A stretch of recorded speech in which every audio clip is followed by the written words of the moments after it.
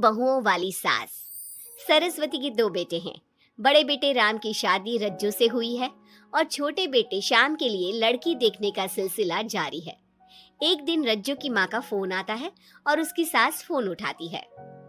Hello, कौन बोल रहा है? दूसरी तरफ फोन पर रज्जू की माँ लीलावती बोलती है। हेलो समधन जी, मैं लीलावती बोल रही हूँ, रज्जू की माँ।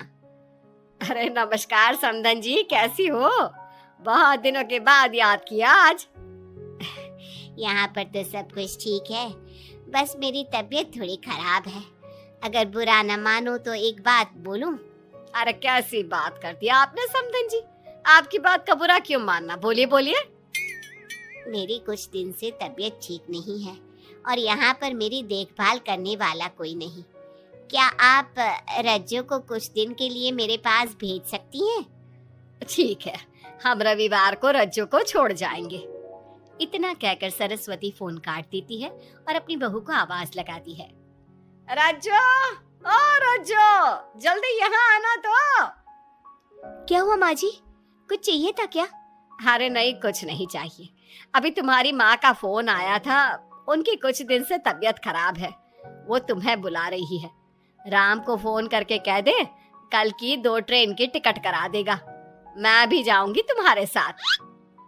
इतना सुनते ही रज्जू राम को फोन करके सारी बात बताती है और 2 टिकट के लिए बोल देती है। शाम को खाने के टेबल पर सब रज्जू के जाने की बात करते हैं। तब रज्जू का देवर श्याम कहता है, भाभी आज बहुत खुश लग रही हो, मायके जाने की इतनी खुशी, उफ। खुश क्यों ना हो देवर जी, कितने दिन बीत गए अपनी माँ से मिले, और इस बार तो मैं 1-2 महीना रह कर ही आऊंगी। जब आपका मन करे तभी आना। अच्छा एक बात तो बताओ, वहां से क्या लाओगी मेरे लिए? देवर जी कहो तो देवरानी ले आओ। वैसे भी सभी घर वाले चाहते हैं कि आपकी जल्दी से शादी हो जाए। श्याम शर्मा जाता है और चुप हो जाता है। इतने में राम कहता है, रज्जू तुमने जाने की सारी तैयारी तो कर ली है ना? कपड़े तो रख लिए ना? थोड़े गर्म कपड़े भी रख लेना, वहां ठंड होगी, और जल्दी आने की कोशिश करना। ठीक है, मैं जल्दी आने की कोशिश करूंगी बस। अगली सुबह दोनों जाने की तैयारी करने लगी।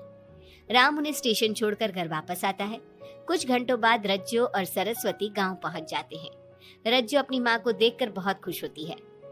माँ, आप अपना बिल्कुल भी ध्यान नहीं रखती, कितनी कमजोर हो गई हैं आप। अब बेटा क्या ध्यान रखूं, उम्र भी तो हो गई है, ये बीमारियां तो लगी रहेगी। बहन जी आइए आइए बैठिए, मुझे बहुत अच्छा लगा कि आप भी यहाँ आई।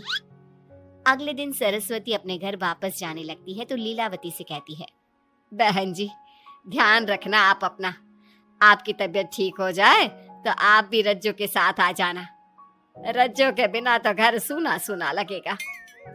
अब सरस्वती अपने घर आ गई और घर की सारी जिम्मेदारी भी उस पर आ गई। एक दिन वो कपड़े धोकर छत पर सुखाने जाती है। बाल्टी में से टपकता पानी सीढ़ियों को गीला कर देता है और नीचे उतरते समय रज्जू की सास यानी कि सरस्वती देवी का पैर फिसल जाता है और वो गिर जाती है। अरे मेरी माँ मर गई, मेरा पैर तो गया। लेकिन घर में कोई नहीं था। सरस्वती जैसे तैसे अपने आप को संभालती जाकर कुर्सी पर बैठती है। वो अपनी बहू के बारे में सोचती है, अगर रज्जू होती तो मुझे संभाल लेती और घर भी संभाल लेती। अब घर के काम कौन करेगा, मैं डॉक्टर के पास कैसे जाऊं, बहुत दर्द हो रहा है। जब राम और श्याम घर आते हैं तो अपनी माँ की ऐसी हालत देखकर वो जल्दी से डॉक्टर को बुलाते हैं। डॉक्टर सरस्वती के पैर पर पट्टी बांधता है और उसे आराम करने की सलाह देता है। राम कहता है, माँ आप बस आराम करो, मैं रज्जू को खबर कर देता हूँ, वो कल ही यहाँ आ जाएगी। अरे रहने देना बेटा, उसकी माँ की तबीयत ठीक नहीं है, कुछ दिन में वो खुद ही आ जाएगी, उसे परेशान मत कर। माँ अब हमें श्याम की भी शादी कर देनी चाहिए, कभी घर में कोई ऐसी परेशानी आती है तो कोई तो होगा घर संभालने वाला। आप और रज्जू की घर के काम काज में मदद भी हो जाएगी। कुछ समय बाद श्याम की शादी सीमा से हो गई।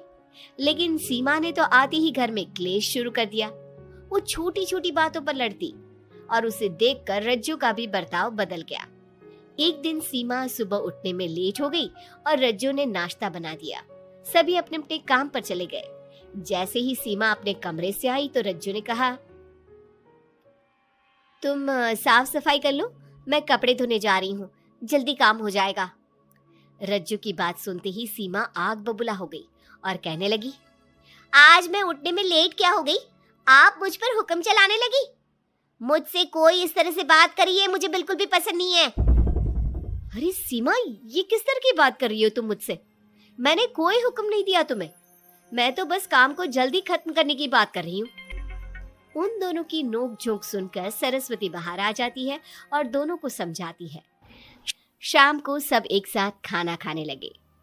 लेकिन खाने के बाद जब सब अपने कमरे में चले जाते हैं और खाने की टेबल पर थाली यूं ही छोड़ देते हैं, सरस्वती को ये देखकर बहुत गुस्सा आता है। वो दोनों बहुओं को बुलाकर कहती है, तुम सब खाना खाकर चले गए, अब ये बर्तन कौन उठाकर रखेगा? मेरे लिए छोड़कर गई हो सारा काम। तुम दोनों को शर्म नहीं आती? अब दोनों बहुएं एक दूसरे के ऊपर बात टालते हुए फिर लड़ने लगी। ये देख सरस्वती परेशान हो गई। उसने दोनों को डांटा और उन्हें अपने कमरे में भेज दिया। सरस्वती ने जूठे बर्तन धोए। कुछ दिन इसी तरह चलता रहा। अब दोनों सास की नजरों में एक दूसरे को गिराने में लग गई। माँ जी, जब भाभी फोन पर बात कर रही थी ना, तो कह रही थी मैं अपने मायके चली जाऊंगी तो देखते हैं कि कौन काम करता है। अरे हम सबकी बुराई कर रही थी वो। बहू, किसी की बात चुपके से सुनना गलत है ना। तुम आज के बाद ऐसा मत करना। अब तुम जाओ, मैं रज्जू को समझा दूंगी। सरस्वती ने रज्जू से बात करके उसे समझा दिया। लेकिन रज्जू को अपनी देवरानी पर बहुत गुस्सा आया। अब वो भी सीमा की चुगली अपनी सास से करने लगी। अगले दिन रज्जू अपनी सास के कमरे में जाती है और कहती है, मैंने सीमा को बात करते सुना था। वो देवर जी से कह रही थी कि अगर हम लोग अलग कहीं रहे तो हम ज्यादा खुश रहेंगे, रोज रोज की लड़ाइयों से भी बचेंगे। सरस्वती को इस बात पर गुस्सा तो बहुत आया, लेकिन उसने कुछ कहा नहीं। जब दोनों बहुओं को लगा कि सरस्वती उनकी बातों में नहीं आने वाली, तो उन्होंने रिश्तेदारों और पड़ोसियों से एक दूसरे की चुगली करना शुरू कर दिया। जब सरस्वती को ये बात पता चली तो उसने इनकी लड़ाई को शांत करने का उपाय निकाला। रज्जो, सीमा, यहाँ आओ दोनों। दोनों अपनी सास के पास आती हैं। कल मैं घर में हवन करवा रही हूँ। तुम पड़ोसियों और रिश्तेदारों को आने के लिए कह दो और हवन की सारी तैयारी कर लो। हवन का दिन आ गया। पंडित जी रामायण का पाठ करने लगे। माता सीता से महान कोई पत्नी नहीं। उन्होंने अपने पति के लिए सारे राजपाट, सुख सुविधाएं त्याग दी। अगर कोई पत्नी अपने पति को परिवार से अलग होने को कहती है तो वो पाप की भागीदार होती है और बेटों को भी मां से अलग नहीं होना चाहिए। सीमा पंडित जी की बात बहुत ध्यान से सुन रही थी और उनकी हाँ में हाँ मिला रही थी।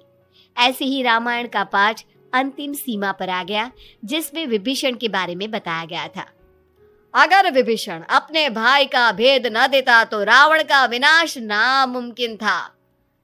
पूजा खत्म होते ही सीमा बोल पड़ी, तभी तो मैं कहती हूँ परिवार में आपसी प्रेम होना बहुत जरूरी है। लेकिन मेरी सुनता कौन है इस घर में? आपसी प्रेम की बात कौन कर रहा है, जिसने घर में आती ही लड़ाइयां शुरू करवा दी? दोनों में फिर से नोक झोंक शुरू हो गई।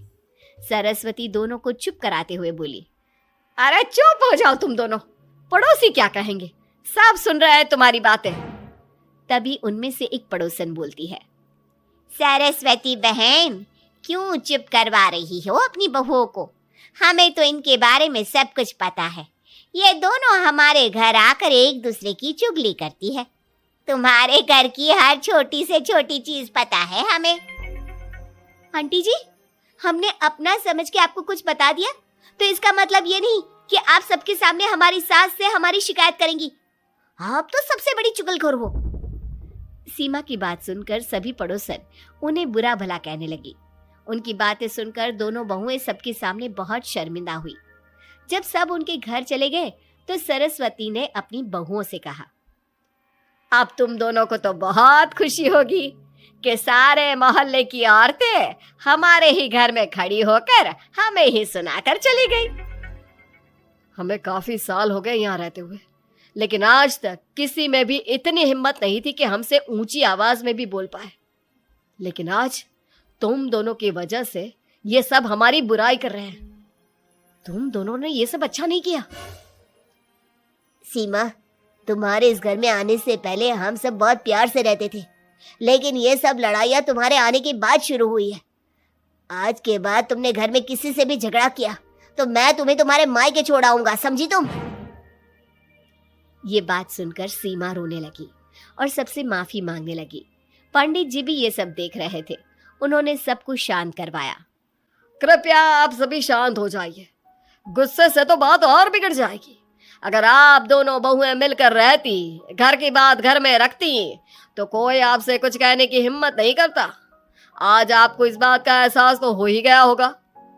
औरत ही तो होती है जो मकान को घर बनाती है। अब भी कुछ नहीं बिगड़ा, आप दोनों प्यार से रहो।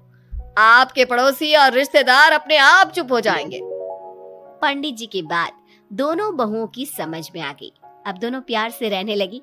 इसी तरह समय बीत गया। अब पड़ोस की औरतें उनके प्यार की मिसालें देने